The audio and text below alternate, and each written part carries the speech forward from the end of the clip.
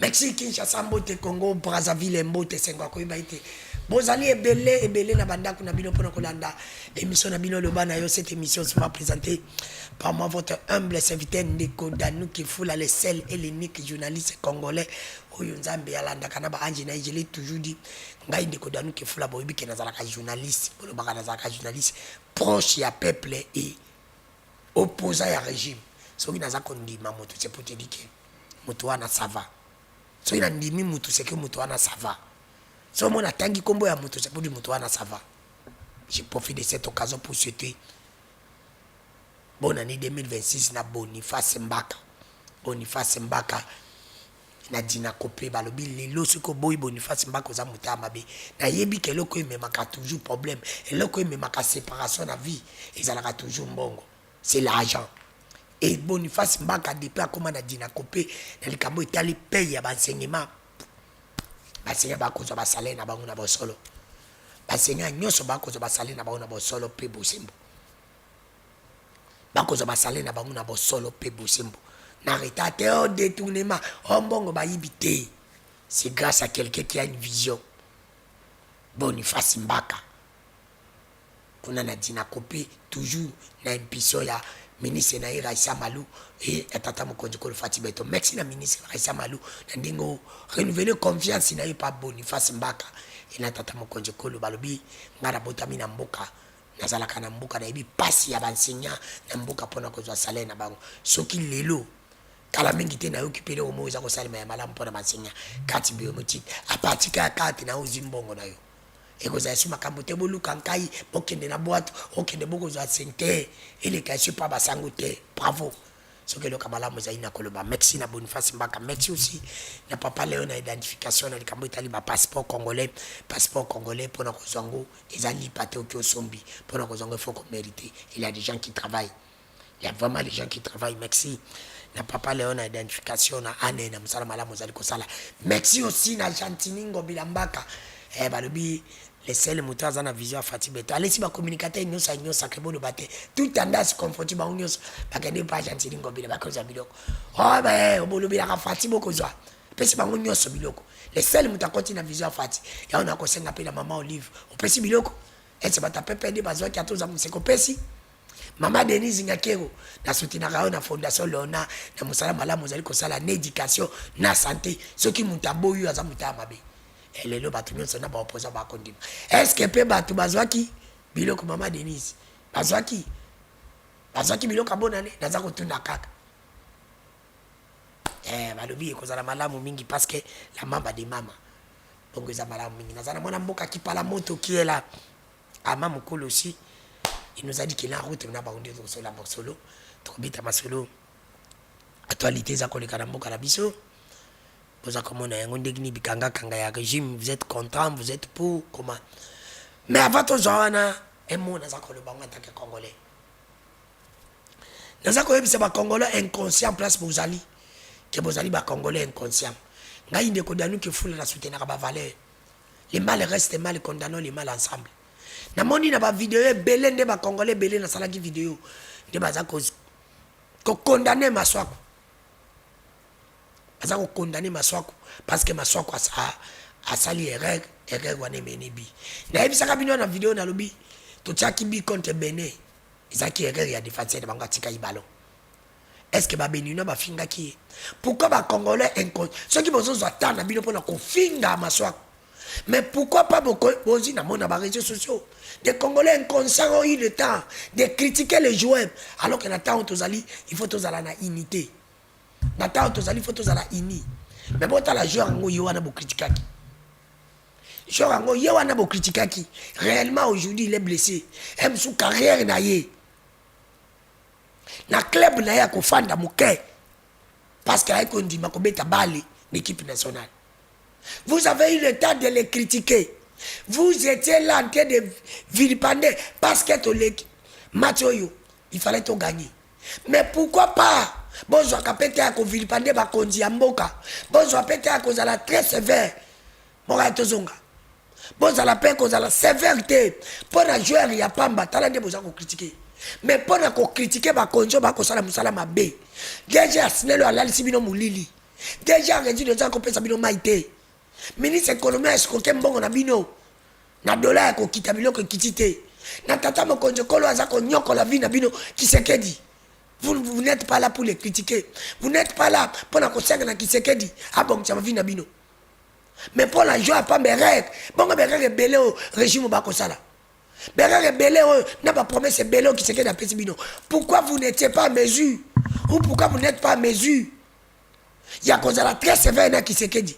Vous avez cause à la sévère qui se dit. Oh, il y a baby chez championnat à Bino. Oh, il y a laissé Binote. Oh, bon, là, moulili. Oh, bon, fêtez moulili. Oh, vous avez fêté bon, à Kabasoso. Bah, vive frère. Vous allez quand même reconnaissant. Bat ces agents de règles. Bon, il y a des gens qui soit mon qui kake à Boutou. Soit mon qui ngouma. Soit mon qui nyoka. Oh. Quand même.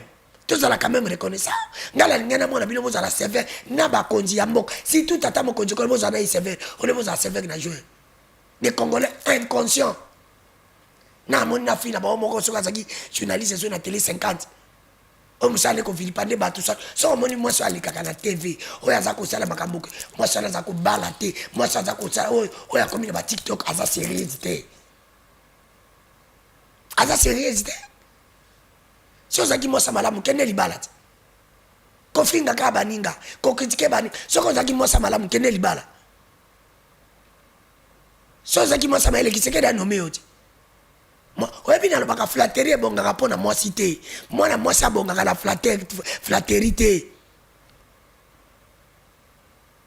Moi na moi sa bonga la flatterité. Ba fio ba sakana bango na télé 50 ans, ba sakana yi. Na mona za ko vilipande pole, ba sakana na yote. Oza libulu. Manzengele. Merci mwana mboka ki pala moto. Oui, Danou Kefula. Mbote, merci pour l'invitation. Napesi vraiment Mbote na balandinyo surtout bazolanda biso na mokolo alelo. Et joyeux Noël et bonne année na la passion du Congo Joseph Kabila Kabange. Et Sika Azali toujours na concentration par rapport à Ezali koleka na mboka na ye. Joyeux Noël et bonne année. Maman Olive Lembe. Otolobara toujours ye babenga kaye sisi wote parce que aponaka muto akosalisa te, aponaka muto akosunga te, aponaka ekolo te, parti politique te. Ye aza wana pona bato nyonso to. Maman Olive Lembe Kabila esika ozali. Joyeux Noël et bonne année. Ndeko Danou Kefula omoni mboka na biso. Mais na kota dana mutu na tiki pala mutu. Oui. Tuza ko lobela lelo komona ko kanga bato. Komona omeli ya Chris Muteba lelo e telemeli bato nyonso ba ko lobela ba sango ba komi kokota politique, ba sango ba komi na bansengima moko ya mabe. Yo lingi ko loba nini ko kanga bato ko loba lelo ke régime Kisekedi comme kokende na suka to koma yo en tant que ozomona ndi bakangi batupe en plus de sa vidéo omoni ya mwana mboka Kamiselo oyo azalaki bakangaki ndi bakangaki yo est-ce que yo pe basengaki yo pa baki na osenga pardon okoma komona makambo nyonso eza koleka na régime okoko bani pourquoi pe bakangi kaka Shadari bu mati a créneau qui par la moto alors que bakangaki Kamiselo to mona ki ba décoration te ba déclaration te pourquoi deux pas de mesures vous avez cette minute OK. Merci Ndeko Danou Kefula. D'abord omoni régime IDPS lelo ba kongomani nyonso tout ba comprendre que non ezali régime toujours à Kadiosha. Et ça la Kadiosha en disant que non, en disant à la population que non, mokolo oyo bakoza na pouvoir, bakacho ya kuku ekolimwa, bakoya na démocratie, ba prometa ba congolais presque nyonso. Mais lelo bazali na pouvoir Ndeko Danou Kefula, nyonso tout wana bafoué ba promesse oignon surtout ba kosaki population. Ce qui est grave c'est bazo ça la pure que même Natangwa Mobutu. Donc, la dictature ezala ndelo oya bango et dépasser même Mobutu. Alors, d'abord, Emmanuel Ramazan Shadari azali parmi bato oyo participa qui na alternance pacifique, participa qui na démocratie ya mboka, participa qui na passation pacifique du pouvoir oyo la passion du Congo Joseph Kabila Kabange azali moto asali histoire ti lelo, mais aujourd'hui IDPS azali kobafwa. Pourquoi na lobi Emmanuel Ramazan Shadari azali parmi bato oyo participa qui na alternance pe na démocratie? Parce que selon ma ponami, il était le 3e. Donc c'est-à-dire tango la passion du Congo Joseph Kabila Kabange ndeko Danou Kefula azaki na pouvoir, azaki président, ça une passation pacifique du pouvoir té.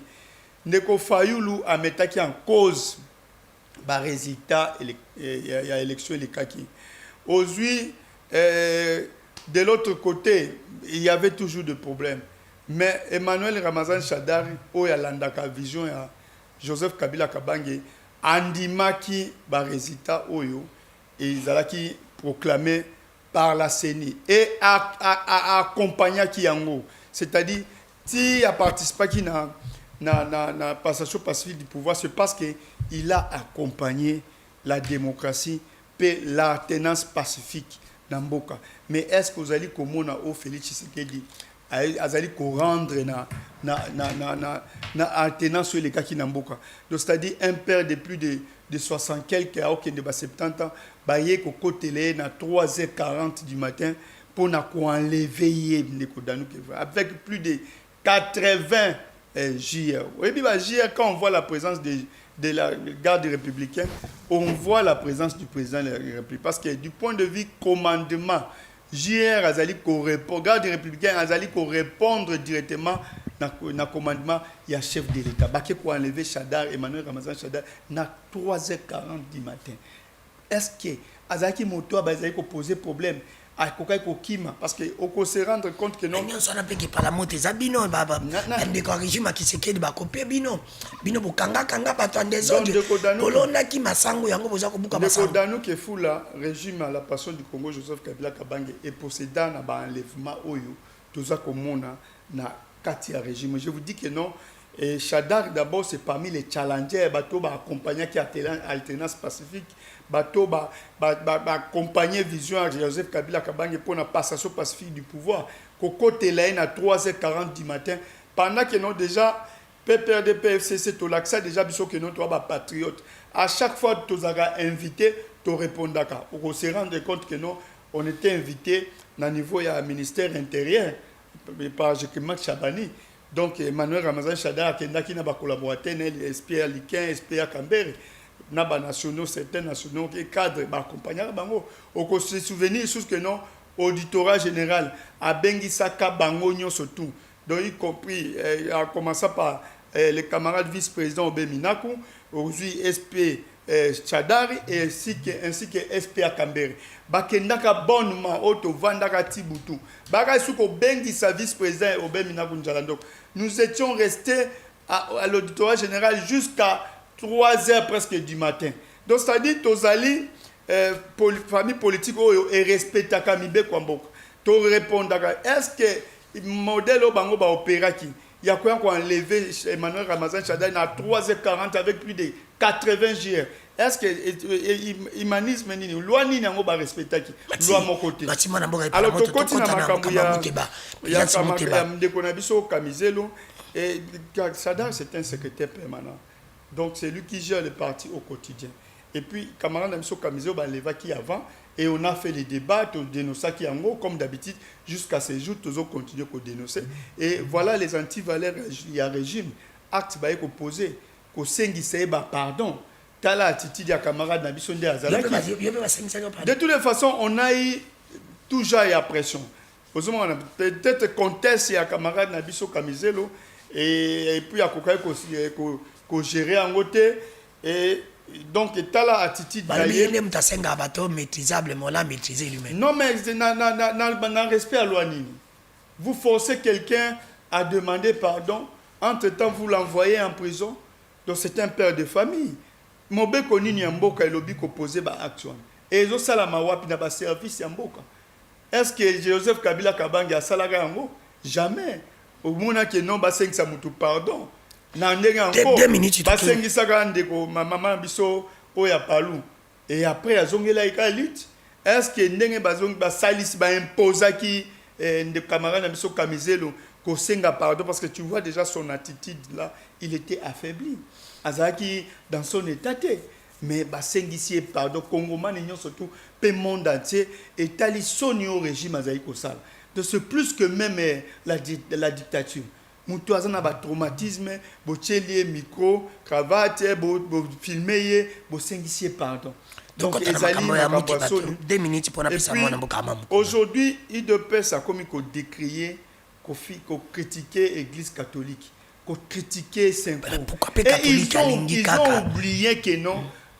Aujourd'hui, ceux qui bazali wana ezali fruit à consensus sur Tolobaka. Bazali fruit oyo ba religieux ba salani ba chaki ba effort sur na bango afin que to vanda na dialogue ya Saint-Sylvestre ou la passion du Congo à Fongola qui motema afin que ba congolais basani ba vendre ensemble. Et IDPS aujourd'hui oublie que non ba kabola ka 50% pendant que bazaki ba opposant na église catholique. Mais lelo yo ba komi ko finga pe ko critiquer ba remarque aux églises azo sala bango ezo sala soni. Mais catholique ya monsengo ezaki catholique ya mbongo te na banchole c'est comme si bango pe ba exagérer mais je vous dis papa tant azolo ba bobradé ba minéré il y a plus d'autant d'années à cause sur base de quoi? Parce qu'on a appelé ça accord de paix dans des Kodanou qui font. Accord de où est la paix en République démocratique du Congo? On a vu que le président est accueilli par ces militants en disant que non, il a résolu la crise sécuritaire par un stylo. Est-ce qu'on a la paix? Merci. Pendant que nous bazo triompher, mbatazo mobiliser ba que ne koyamba Félix Tshisekedi, mais ouvrir a des problèmes.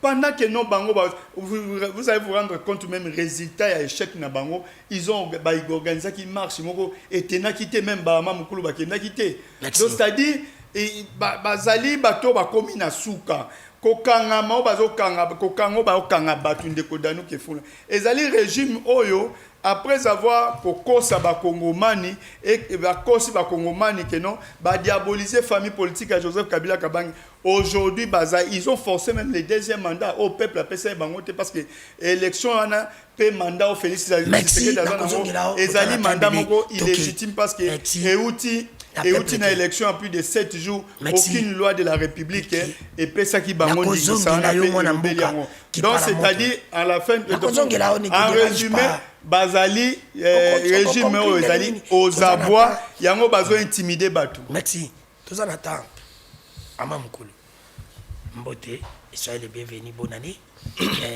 7 minutes vous en attendez à dénoncer pour continuer sujet ezali bikanga kango régime na bino bokomi nango kokanga ingel bak bokomi na tango ya suka pe lisusu omeli ya mwana mboka muté balelo to mon bino bokomo critiquer l'église catholique mais au catholique au sala ezaka o ya sala qui avant pourquoi lelo bokomi très sévère na catholique? OK, merci beaucoup ndeko Danou.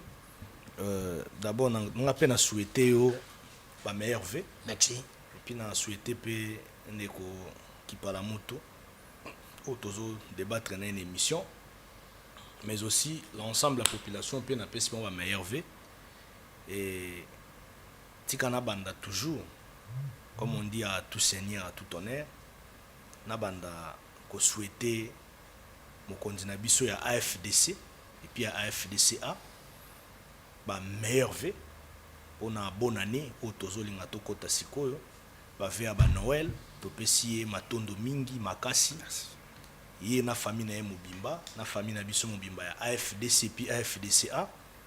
Là je cite l'éminent professeur, l'honorable sénateur deuxième vice-président du Sénat, l'autorité morale de notre formation politique, AFDCA, le professeur Bahati Lukwebo.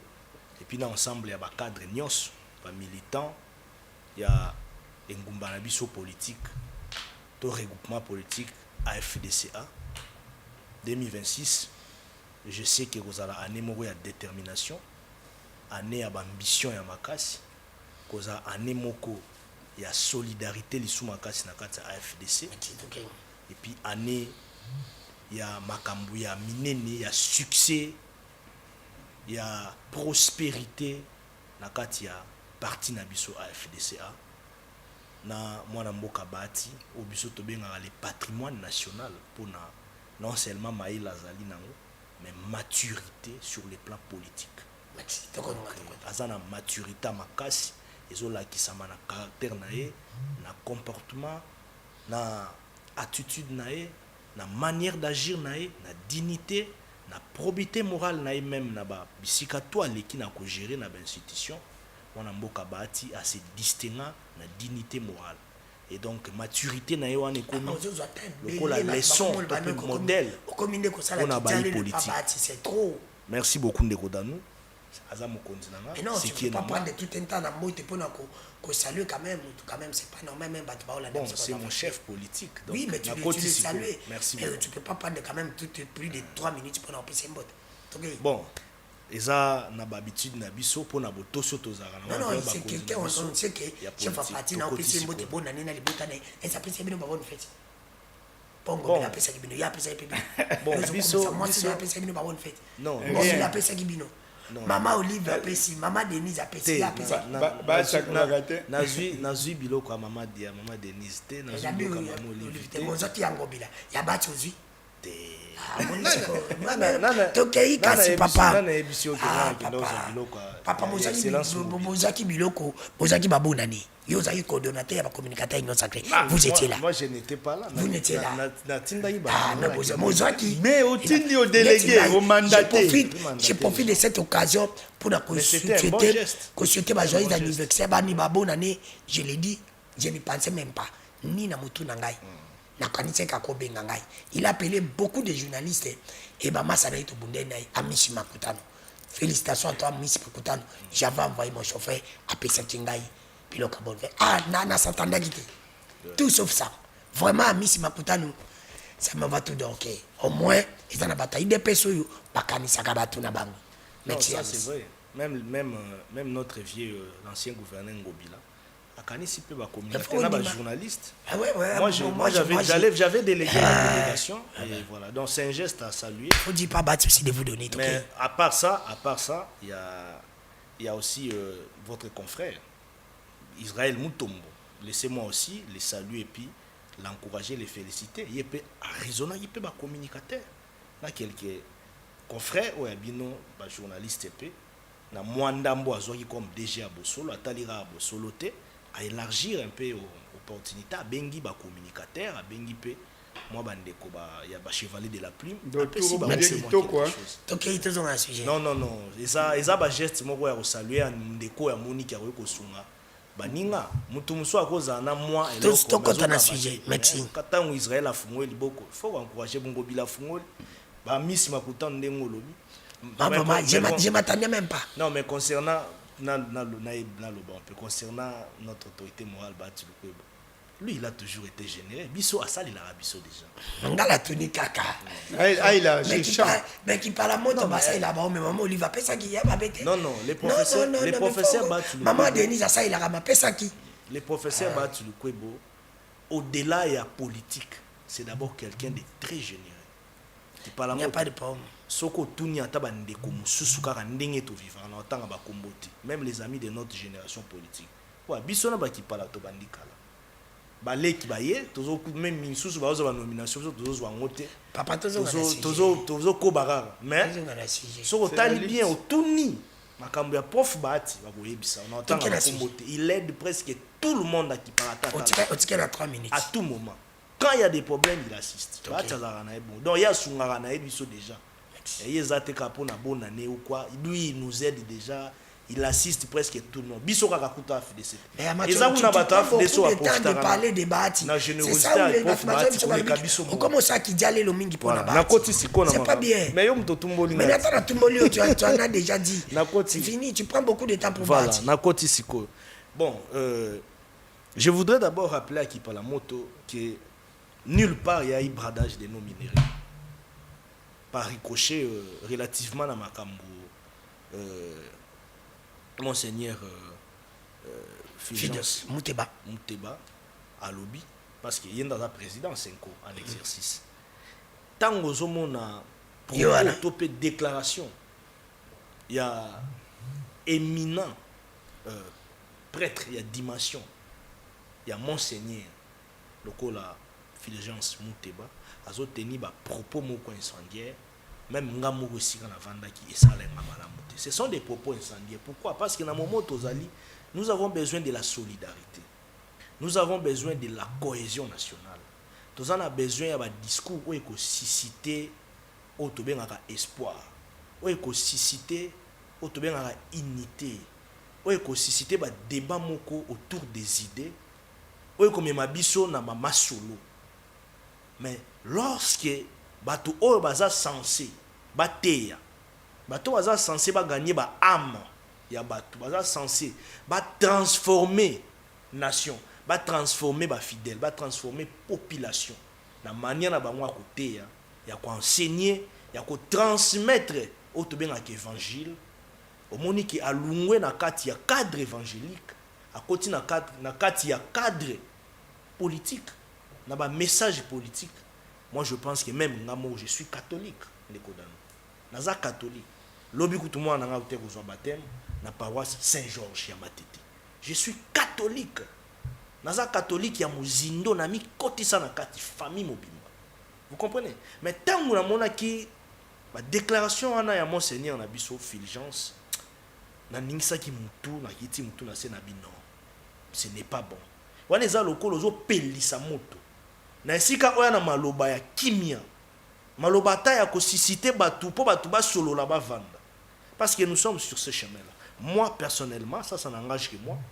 Je l'ai toujours dit au Yebi, naza parmi ba ndeko oya politique ya ba génération na biso auto le kaka na télévision na ba etandoki. O nazo belela partout nazo loba. Ko vanda ko solo la na ba ndeko ezala opposition. Ezala ba ndeko misusu to zana ba problème. Ezaba o bazana ba problème contre l'état. Ezaba oyo ba katisi ba kengambo. Ba kena ba bisika moko ya mabe. O bazo sala makamba terrain contre république. Si ça sera au nom de la paix, avec la dimension politique et géostratégique ya mboka na biso. Na ndenge tozo kendela na ba enjeu politique de l'air. Naza parmi ba ye oya génération politique na biso. Oyo nazo bela nazo lobaki. Même au président de la République nazo adressé malobanga nazo loba et cause à la faiblesse té au vanda ko solo là. Ça ne sera pas une faiblesse. Merci. Plutôt ça sera une force. Merci. Nous allons gagner dans ça. Donc on gagne des kimia. Merci.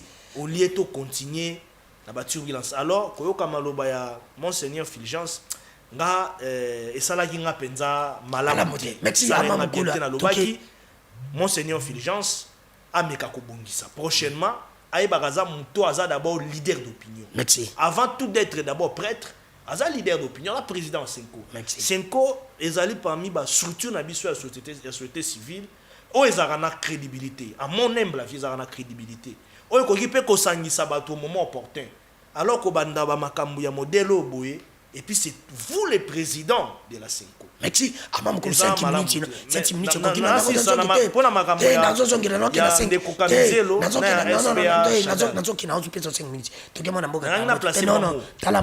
tu vas parler. Tu as le temps au bandit 5 minutes. Amam aussi, tu as 5 minutes.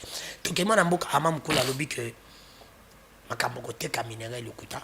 Et il est catholique, à pour un dialogue, mais sorti médiatique à Mouteba. Il n'a pas aimé. Tu as 5 minutes. Merci Ndeko Danou Kefula. Ndeko Armand Mkoulou.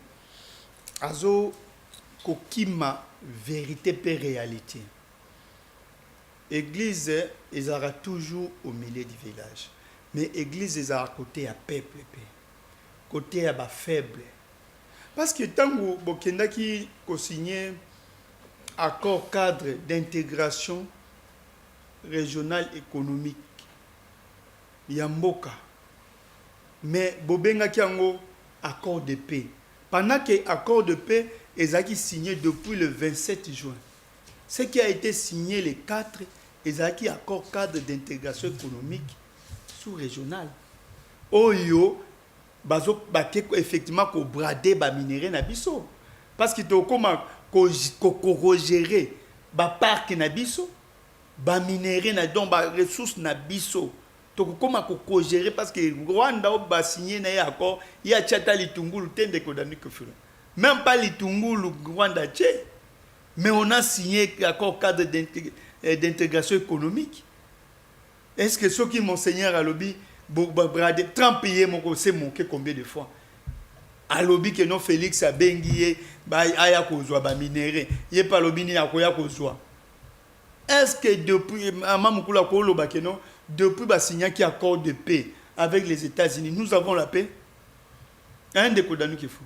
Est-ce que tous na kimia na mboko donc c'est-à-dire pour nous on trouve ça normal bande konabi so ba kufaka c'est-à-dire est kuna et comme le rôle monde du moko pas donc on accepte de tout brader mais sans la paix.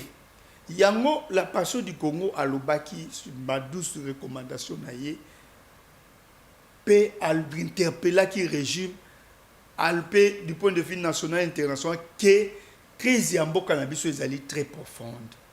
Ezali crise moko multidimensionnelle. Il faut que ba Congomani basani ba fanda ensemble. Il faut que ba Congomani ba salani ba solola. Mais ndeko ama mukulu. On a une logique qui est bien. Mais mutazo boya ko solo eza Félix Tshisekedi. Na batu na yo bazali ko flatter. Bazali ko pona bilongi ya batoyo, il faut ça disa ba so na bango. Oh non to ko so na été à condamner kate. Oh, à condamner ndeko danu oyebi combien de fois ils ont véhiculé ce genre de propos. Mais tant ou bakuta na Kagame, est-ce que ba condamner Kagame? Na ba ka onyo surtout ba signer na Kagame. Ou est-ce que Mamukula pesaka article moko oyo ba condamner Rwanda comme agresseur na mboka na biso? Et or que ba yeko signer même abi que non Rwanda, ils ont accepté que non Rwanda a une légitime défense. Oyo RDC azobomba ba FDLR o azo sale à exploiter bango. Ce qui est grave c'est ça de kodenu que fulu. Ba ndeko bazali kokufa ba Kongomani de kodenu. Est-ce que Félix Tshisekedi azata na bango na tangu moke? Tozo mona ke non pona ye soki ba lekisi suko ba bombarder oh non to bombarda mais entre-temps ezali ba Kongomani de bazali kokufa. Quand est-ce que Félix Tshisekedi va comprendre que non, il est temps de construire la paix. Yena zawana na régime ne bazali fruit à consensus. N'accord à Saint-Sylvestre, ne botaki transition, ne botaki que non gouvernement wana pe et organisa ki ba maponami o Félix Tshisekedi lelo azana na pouvoir wazanango. Ce n'est pas au hasard. Ezali kaka bazu ce coutume oyo. C'est le moment de se mettre ensemble autour d'une table afin que tout le Congo, tout le problème congolais, afin que Kimia Mandou qui est salanini etika. Ozomona bango mo babanda kikabu ya ono nangazali frisé pour na bakakare minier tozo komona ba révélation ya bandeko na bino ba journaliste ba maïs bangu ainsi de suite. Mais est-ce que mboka ekobanda ko continuer na ba bazali ba homme fort na ba faible? Eza malamu te. Voilà ba enlèvement bazali ko procéder. Félix on lui fait quoi que non? Soko est à 3h du matin on a levé Batou ne ko résoudre le problème ba ko banga. Comme premier ministre. Bon, de toute façon, ce qui Félix a moni que non, il y a un monde déjà pour résoudre le problème. Que ça la débauchage mais il se trompe. Joseph Kabila Kabanga était toujours ouvert pour un dialogue national inclusif pour résoudre le problème. Sans bateau basimbi Memandouki, sans que famille politique à Joseph Kabila Kabanga, vous allez trouver quelque chose. Dialogue n'est vraiment aussi ça. Mais Ndekodanu qui est fou là, il faut qu'on vende autour d'une table. Je vous dis bien que non, Félix Azali fruit à consensus. C'est-à-dire, to solo là qui, to se metta qui ensemble. Joseph Kabila Kabanga avait donné même bons offices à l'église catholique, qui les critiquait sévèrement. Merci. Mais il n'avait pas hésité, il y a qu'au fond la bango porte pour peu importe ma critique na bango. Le bac écoute les médiocres dégagent. Ndekouama mukula on s'étonné parce que Fulgence c'est muteba à lobby que non ba brader ba minéraux na biso mais tant aux catholiques bazolo ba les médiocres dégagent. Est-ce qu'il y a un mot plus que benga mutu médiocre? Merci. Pour qualifier mutu de médiocre. Mais Joseph Kabila Kabange n'avait pas hésité ya kopé sa bango bons offices, c'est-à-dire ya koyamba bango batata molimo abi non non, comme nous devons parler ensemble. Botambu ça ba bons offices. Aïna qui bangote. Mais aujourd'hui conseil a malheureux anini. Conseil a ligne Félix Tshisekedi. Azo kangisa même ba évêque binemi. Amoni bango binemi na ye. Ezali grave. S'il vous plaît, Amam Koulou. Mais à quoi sert maintenant la constitution de PCA que non à la garantir un bon fonctionnement. Est-ce qu'aujourd'hui nos institutions fonctionnent bien? Non. Amam Koulou, vous avez aussi 5 minutes. Il y a encore Kadi Monamboko qui parle à à lobby parce que vous avez trop dit 5 vraiment 5 17 à 23 17 à 23 5 minutes tu as l'état de recader. Merci Ndeko Danou.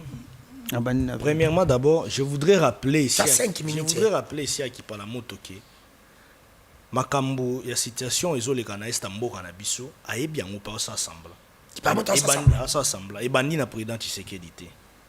Même à l'époque de l'ancien président Joseph Kabila, qui aujourd'hui, toyebi situation nae, toyebi makambo azosala, toyebi attachement nae, par rapport à makambo ezoleka kwa na biso. Na ba déclaration nae. Non mais finalement na ba déclaration nae, na maloba nae, na attitude nae, na mouvement nae. On comprend que Joseph Kabila est derrière ces gens-là. Oh, Kabila soutient le M23. Mais ça c'est une réalité. C'est une réalité que nous tous nous voyons. Ça c'est d'abord de un. Et ça c'est une réalité que nous tous nous voyons. Yolanda, au-delà de la déclaration, on a la regrettant. Kabila lembu mama. Natala devoir ya dignité. Devoir ya réserve. Natala devoir ya nationalisme. Oh, un ancien président de la République, il faut ça là. Mais dans la déclaration, oh, Joseph Kabila a ça là. Na moi li memia ongaza ki nango envers ye.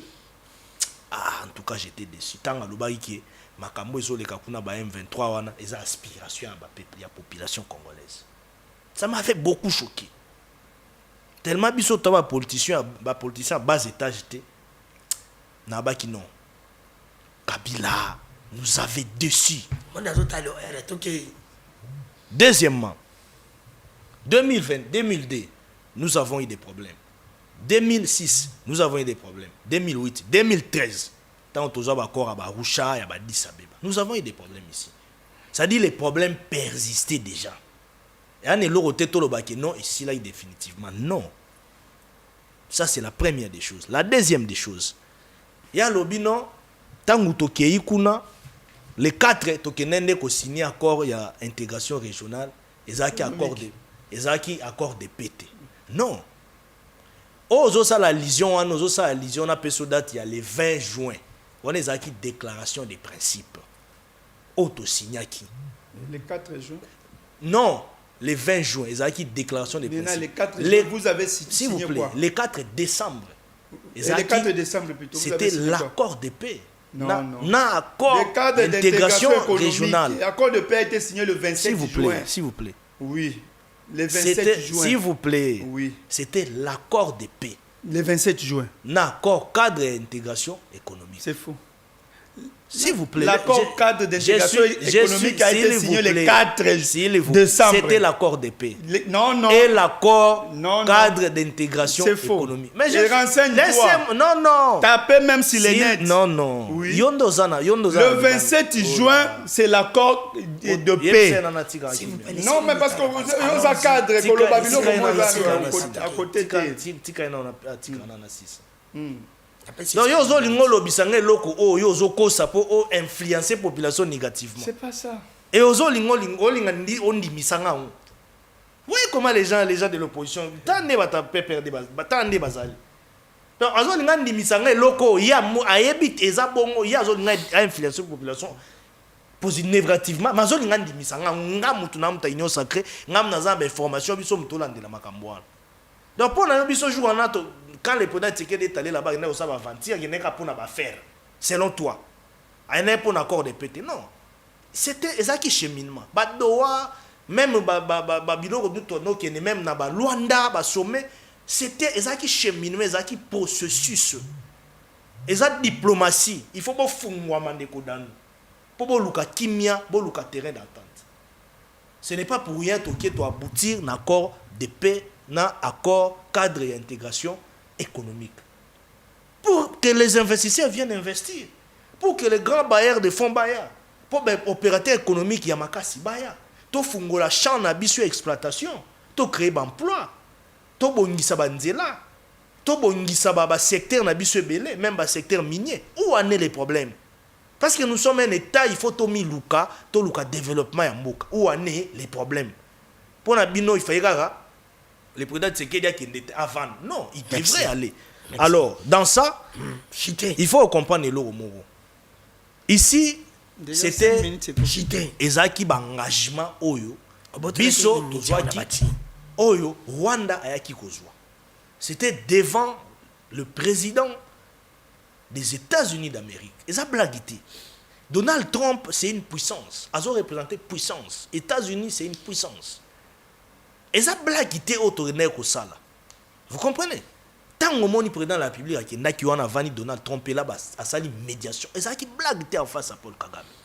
Bien que s'il vous plaît, pardon, matière en haut, hein, non, bien que au Baxela. Non, pardon, non, 5 minutes. Donald Trump a gagné n'importe qui. Les lois nationales très sévères. Donald Trump a gagné n'importe qui. Oh, les lois à Mamukul Baki Pana 5 minutes. T'as la paix montré. T'as la peine d'abandi pour nous. On va te gagner l'élection. Il y a déjà 6 on a baxé pour 5 minutes, ok. Bon, Ndeko Danou qui fout là, Nazo Mamukula l'andanga bien. Ils ont organisé d'abord un procès contre Joseph Kabila Kabangwana, to benga un procès politique, en disant que non, l'FCC Kabila, tout ce que Félix Tshisekedi a bané comme discours, mais il y a organisé procès na ba avocat na IDPS, mais batikali attaque au prouver ata mukete. Attaque au prouver mukete que non, lien ni nezali entre Joseph Kabila Kabange na FCM20. Batikali ko prouver te tina ne basali condamnation na bango IDPS. Qui déçu comment on a sorti médiatique. Non, mais azaki ben tango Sphinx a kenaka ko kanga photo na ba Ubero à l'époque à Goma. Les Sphinx en dollar na Goma. Azaka déçu te.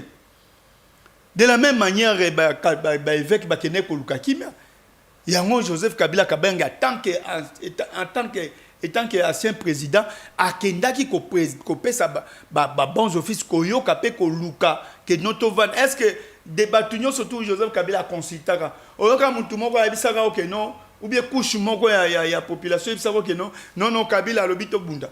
Non, Kabila a pronagaka kapona kimia. À reconnaître que non, on a toujours connu des problèmes. Mais de quelle manière Joseph Kabila Kabange a bandé qu'on trouver ma solution? Et ça qu'on a dialogue? Et ça qu'on a consensus? Mais pourquoi aujourd'hui le régime Nabango ezali ko boya dialogue national inclusif pour na ko trouver kimia na mboka? Pendant que non bango bazali fruit à dialogue. La passion du Congo a privilégié kaka kimia. Vie na mobimba, gestion na mobimba, abanda kaka ko privilégié kimia. Bango babetaka tolo, babotoli, soda, pouvoir, bonaboy. Mais aujourd'hui, ils sont où? Qu'est-ce qu'ils ont apporté à la nation? En dehors de la division, en dehors il y a discours séparatiste, ou même généraux na biso ba komiko sala. Ni yango ba apporta. Donc il faut pas parce que même Inde Azoloba, on a tout nié preuve à Koloba et l'autre. Alors, on a Zaki na Goma. Mais tout le Sphinx, on a passé tout par en revue à la rebelle à l'époque. C'est-à-dire, ils ont raison d'être traités, il y a des propos, parce qu'ils ont payé à l'Okutan. Donc, il y a des tant que signé à Trump. Congrès n'a pas est-ce qu'il y a à Trump. Trump a signé avec vous, ce n'est pas le Congrès. Même Bino, Botika Collection, on a parlé, vous n'avez rien respecté. Vous avez signé au nom de la population, mais peuple a au courant d'un côté. Encore Félix a signé, Zabakor a signé, il y a un entourage. Et Oyebi loi bien, loi et lobby nini. Cette histoire devait passer au Parlement. Et les qui n'a gouvernement peut na parlement. Et ça l'habité. Les autres l'ont fait. Mais Yebisanga Rwanda Tchenini n'a encore signé na. Qu'est-ce qu'ils ont mis? parce que babi cadre d'intégration économique ba parc na biso eza ya Rwanda te ba minéraux eza nde ya biso ya Rwanda te ama mukulu déjà pour pesa minéraux na biso ya Sakima ba exploiter yango na Rwanda c'est normal bango ba trouver normal mais Rwanda tchata litungulu te Yes. donc concernant la paix tokoki ko construire mboka kaka na kimia de kodanuki Merci. biso tozali ko interpeller kaka Félix Tshisekedi omoni miel eza sukali mingi mais soko olandi yango bien okosutuka libulu Merci. parce que mboka ekoki kotongama te na bato bazali ba puissant kaka Merci. il faut écouter aussi soi-disant les faibles. Les faibles. Il faut les écouter. Concernant Babylone, Sala ko enlever Batou, il doit cesser. Merci mon amboka parce qui parle à qu'ils ne moto. construit absolument rien. Merci mon amboka qui parle à Nga moto. ozana nature hein. Nazaye pe nazana. Ah, voilà. Bandeko nyonso baza kolanda biso ya bamokuli naza koprofite nayebisa directeur ya cabinet tata mokonjokolo le 22 décembre na quartier Kingabwa na commune ya Limete na veni brasserie numéro 17 bakendeki kobenga na bato na ndako na botu mindoki beti na illégalité nyonso bandeko wana bakotambola na de mikanda moko sekesi ya lokuta oyo baza nango te deuxième mokanda na bango ezali Anthony Kenzo balobi sur l'impulsion sur l'autorisation ya Anthony Kenzo nde batindi bango baya kobenga na bato na ndako na veni brasserie numéro 17 na quartier Kingabwa na commune ya Limete. Si vous n'êtes pas au courant kombo na iza kotanga alors que parcelle wana ezali parcelle en conflit oyo ezali na justice tilelo ezali na justice nanu mibeko nanu moto alongi azali te soki ezali na autorisation na yo wapi mikanda oyo eza kolekisa keno yo olongi soki oyebi te ngai naza koyebisa yo mpe nakosenga na baservice bakomisa information epana wana ezali kobebisa etat de droit ya tata mokonzi-kolo mpe kobebisa vision ya tata mokonzi-kolo mpe konyokola peuple oyo bavota tata mokonzi-kolo mpo bato baza na kati ya ndako wana ezali bakongolais oyo bavotaki Tshisekedi nyambo aliaka lideso azalaka na kati ya lideso pourquoi bino bakolaborateur ya Tshisekedi boza korande mauvais service soki oyebi te yeba yango e soki nakosi pesa droit de réponse ama mokolo toke 5 minutes. Merci Ndekoda. Régime na bino baproblème Il faut na zonga na ma. Ta 5 minutes tu as regardé. Je dois d'abord rentrer dans ma makambu ya 5 minutes après on finit l'émission de na makambu Washington. Ici c'était question de prendre les engagements. Tozui engagement ezala biso ezala Rwanda. Très souvent quand les États-Unis d'Amérique bamitié na kati ya conflit et que parti moko prenant et santé taka ba subisa très souvent ba subisa ba conséquences. Et par exemple ça les gens on a ko banda ko pesa même en Afrique na ba pays mingi par exemple les ebele. Les Rwanda devraient faire beaucoup d'attention. Déjà, au Moni, bah menace et bandit. C'est la raison pour laquelle vous avez même vu menace les États-Unis d'Amérique pour na makambu ya FCM 23 tango ou vire comme un problème. Vous avez vu ça. Et donc, le gouvernement est en train de sérieusement travailler sur ça. Ne pensez pas que le président Tshisekedi tanga qui kuna ki osaba aventure. Le problème est seulement que le président Tshisekedi aye na méthodologie mususu. Contrairement à la méthodologie à Kala. Ozaki to qui signé d'accord mais tozo tchaba garde-fou sur le plan de puissance. Ici le président Tshisekedi a mis des garde-fous. Si Kagame ose de ne pas exécuter makambo ekoma makiwana na ebisio ezali suka ya Kagame, ça sera la fin de Paul Kagame. Et Boromona, les États-Unis va jouer un jeu de matraquage contre Paul Kagame. Wana na zo sont déjà qui parle kangango mukola lelo. Et puis vous allez souka ya Kagame même na régime na Yoana. Et il va regretter ça toute sa vie. On ne blague pas avec les États-Unis d'Amérique. Na monde ya lelo biso tozali. Yango moni tangu toke kuna c'était pour mettre des garde-fous. Ça c'est de 1. Na insister les sous. Il n'y a pas de bradage des minéraux, il n'y a pas de bradage de nos ressources naturelles, ainsi de suite. Rwanda Tchénine. Ce sont des collaborations, des partenariats économiques gagnant-gagnant. Et ça la kanango partout. Le problème n'est pas au Rwanda Tchénine ya Tchanine, non. Biso to ana nkita ya malamu. To vanda na okabu. Au moment où nous n'avons pas peut-être des mécanismes ou bien nous n'avons pas des méthodologies industriellement avancées pour profiter biso. On peut aller vers les autres, vers les grands bailleurs, vers les grands opérateurs, les grandes puissances, une expertise, biso peut biso expertise, biso tozo gagner, bango bazo gagner. Ça ce n'est pas un problème. C'est ça gagnant. Oui. Okay. Ça ce n'est même pas un problème. Il y a au Samakamo, Rwanda, Tchénin, ainsi de suite. Ça c'est pas un problème. Alors, awa to s'engager na bango. Tala importance ya makambo to signer kuna na accord de paix. Rwanda a ndimi à soutenir les sous M23. Les Rwanda s'engagent à se retirer de la RDC. Est-ce que ça suit que Rwanda a s'engagé à respecter l'intégrité territoriale et la souveraineté. À quelles conditions? Bisopé, Tolobi, bon, Bisopé, respecter la souveraineté. C'est-à-dire, ce sont des accords.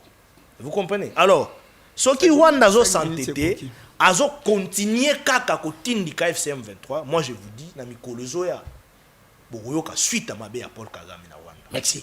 Conclusion une fois, 2 minutes. Et donc, Makamazolo ba FDLR. Non, là ce n'est pas une faiblesse.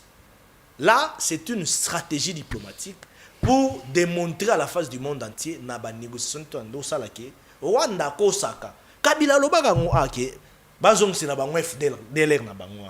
Alors, bino boya lobaki non, biso to ndimi ke FDLR eza groupe armé na biso. Non, on n'a pas dit ça. Conclusion, 1 minute, 2 Et minutes. puis nakati wana il y a mécanisme conjoint de coordination ezali nakati accord wana.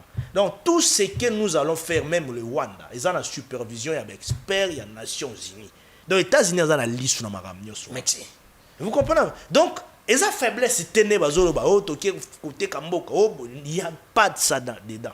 Mais les grands problèmes, c'est que nous sollicitons et puis nous souhaitons nous tous l'exécution totale. Il y a accord pour te signer accord rebelle. Il y a accord wana nyonso. Merci. Pour qui met kota na mboka na biso. Merci minute ici. Parce que so ezaki Rwanda osaka hypocrisie. Biso pe tokozo ba plan mususu. Plan B. Plan B zani. Non, ça je sais pas. Merci. Mais tozo ba plan mususu na ko loba ngo apete parce que nous sommes un pays responsable. Et donc ça n'a rien à voir na mam ki parla mota zoloba. Ce sont des efforts diplomatiques que ça il faut. Tu parles mota 2 minutes monsieur Simba Nabi Ndeko Armand Mukulu azo senga bango ba respecter ba accord. Est-ce que Félix d'abord a respecté ba accord? Félix c'est qui la conclusion 2 minutes. Est-ce qu'il respecte d'abord ba accord? Et puis je suis en face moi je n'ai pas encore non on appelle ça qu'on a et puis je suis en face. On a conclu déjà. Oui, on a dépassé. Je suis en face. Ndeko Danu qui frère. S'il vous plaît, laissez-lui. Et je suis en face à Mutoyo, azo compter kaka na États-Unis. Bango bobenga batu ba candidat de l'étranger. Aujourd'hui, tout de vous est de l'étranger, dépend de l'étranger. Mais il faut boyo kasoni muke. Oh non, Trump va décider. Wapi Trump a trouvé solution à Bitumba. Qui vous dit que non Trump va trouver votre solution? Amen abino mo bozo finga ngo amen ba clochard. Mais Trump a continué à c'est ce que vous croyez? Pendant que vous attendez que Trump a dit, Trump a décidé. Mais nous avons un problème à ouvrir. Mais depuis que Trump a décidé, où est la solution à Mamoukou? Combien de fois on vous dit que non, et puis on va continuer à vous dire que non? La solution de nos problèmes est que vous n'avez pas d'abord. d'abord. Non, l'industrie pour la transformation de minéraux, il faut qu'on dépende de la grande puissance. Donc, Rwanda a une grande puissance par rapport à la Bissau. Non, je n'ai pas dit ça. Non, mais vous avez parlé de grande puissance. C'est parce que pourquoi nos minéraux, on doit associer le Rwanda? Pour signer avec les États-Unis, qu'est-ce qui nous empêche de signer avec les États-Unis? Et il faut toujours que les Rwandais soient là. Et ce sont nos minéraux. Non. Ce sont des zones qui créent des turbulences. Non, mais pourquoi on n'a pas signé directement avec les États-Unis? Il faut que les Rwandais soient là. C'est l'incompétence. Parce que Félix lui-même va collaborer, souvenez-vous de Bisselel qui disait que non, Félix a dit par rapport au carnet d'adresse à Rwanda. Mais aujourd'hui, c'est nos minéraux. Non, effectivement, on n'en a pas. Nous avons des industries de transformation. Mais ils ont la technologie avancée. Ceux qui ont un pays pourquoi Félix Andima que non, on a besoin d'exploiter na Rwanda? Pourquoi il a accepté ça? Aujourd'hui, c'est Félix qui dépend de c'est pas un Rwanda. problème. Il ne fait que dépendre du Rwanda. Ce qui est grave, c'est ça. Donc, tu as vu si bino botika ko compter les États-Unis. Ok, Kagame a komona. Bon, c'est ce qui Kagame. Si les États-Unis va faire partir Kagame, si quoi ba Kongoma une solution à biso wana crise est comment vous pouvez avoir une telle illusion dans votre expertise politique? On a Alobeli Kagame, ce qui a yo quitté, il va partir. Mais bon, quel est notre intérêt? Si Kagame partait, où est notre intérêt? Félix s'est fait mandat. Ah voilà. Il ne faut pas trop compter avec les États-Unis. Les États-Unis n'ont jamais résolu. Aujourd'hui, Irak est où? Aujourd'hui, la Libye. Libye et Zawabi. Partout les États-Unis se retrouvent, les États-Unis ne vivent que pour son intérêt. Et les accords que vous avez signés, cela n'est pas passé même au Congrès américain à Ebiangote. Et les accords par Kagame n'a fait Tshisekedi. Non, vous avez laissé la paix. Vous avez créé des conflits diplomatiques. On vous a laissé la paix. On vous a laissé les codes miniers. On vous a laissé les codes chinois. Code minier. Toi, tu as révisé les codes miniers. Je vous dis, non, de 1% à 10%, c'est grâce à Joseph Kabila Kabang. Aujourd'hui, Félix Azali est seul président Oyo, Akouti Misolo, pe Akouti réforme ya Kitoko. Mais c'est ce qui fait construire des pays. Aujourd'hui, Roca des autres, c'est un contrat chinois. Tout ce qui se construit aujourd'hui, c'est à cause d'un contrat chinois. Quelle surfacturation? Est-ce qu'on a fait Kabila Tchande connaît la coordination contrat chinois? Mais aujourd'hui, Félix a mis son enfant dans la coordination contrat chinois. Mais Kabila n'a jamais fait ça. Donc, vous ne comptez que de l'extérieur. Ça, c'est les principes diplomatiques. Nalongoli miko merci. S'il vous plaît. Merci. Nalongoli miko. Merci à Mamukulu. Merci qui parle moto. Merci à Bandeko Nyonso. Oui, balanda qui biso bobo sanate ko s'abonner na chaîne abisa YouTube ndeko da notif ko to s'abonner partager. To kepe moi to pe maman muke na Bandeko to kozonga je crois que c'est dernier temps beaucoup ça va rétro ya ba émission to sala parce qu'on doit aussi se reposer après to kozonga. Ane malam nazo si c'est émission na kolobela au moko na bina moni en tant que Congolais, en tant que analyste, en tant que journaliste, mon dossier à mon amboka Kamiselo, ça m'a fait très mal. Ça m'a fait vraiment très mal à comment on a Kolobelango. Parce que la vidéo où il y a Tambousi à Kamiselo Kosenga, pardon, ce qui est na état où ils qui serait organisé, moto yo, a filmé qu'il fallait bakangai. Moto a filmé qu'il fallait bakangai. Moto a filmé parce que le dossier a déjà une fois à justice. Ce qui moment qu'il fallait beau senga Kamiselo la senga pardon. Il fallait payer bobande ko sambisa ina CNSS, fallait payer beau chaper caméra beau filmer. Fallait payer beau chaper caméra beau filmer. Parce que le bien instruction zakadam secrète. Alors comment bino bokoyo ko cha moto pe voya mutebimi boko senga moto akosenga pardon na makasi. Bo sengise pardon, botindi na paquet pe botindi makala.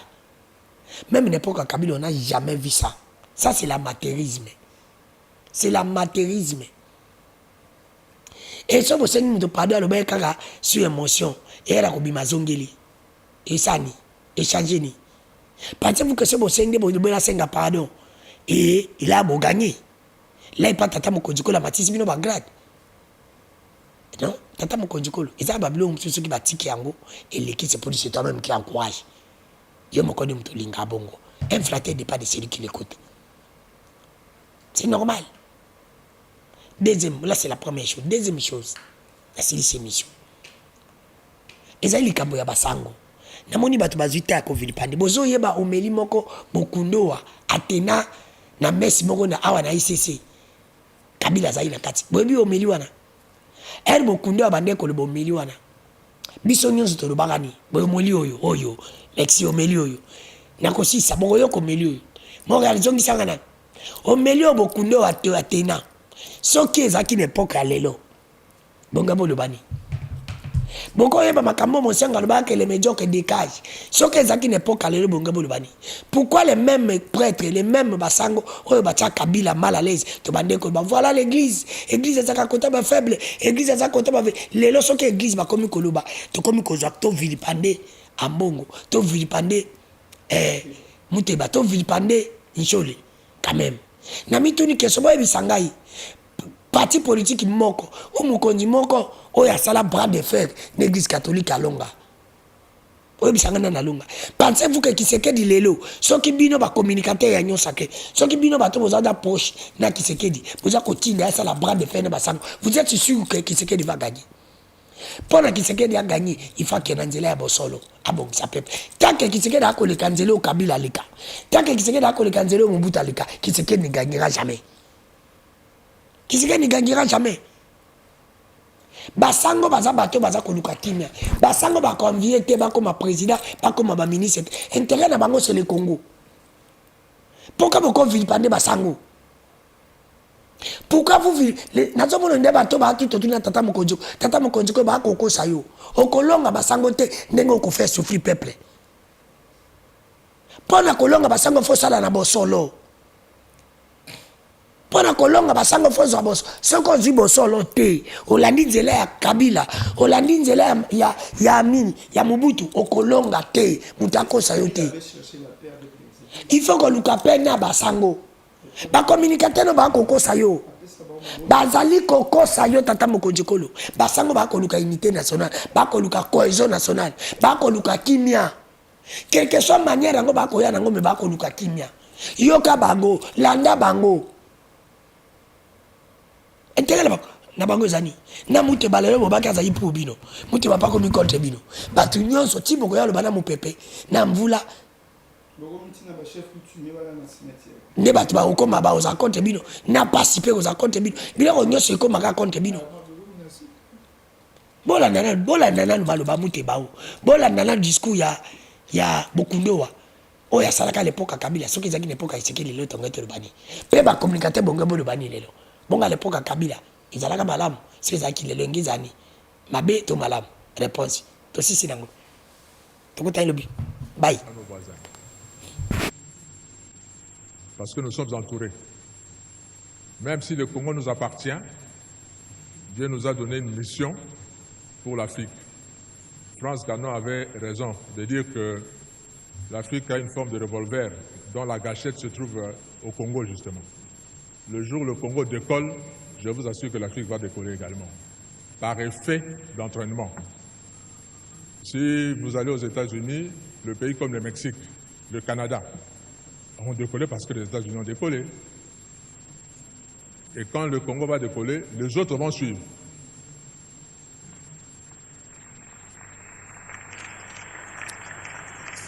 Et ces voisins, je vous dis nos voisins, Dieu vous a donné votre terre. N'enviez pas la nôtre.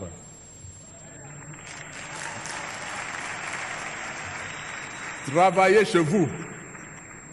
Je prends la petite Suisse en Europe. La petite Suisse est entourée par la France, un grand pays, l'Allemagne, un grand pays par rapport à la Suisse, l'Italie, un grand pays par rapport à la Suisse.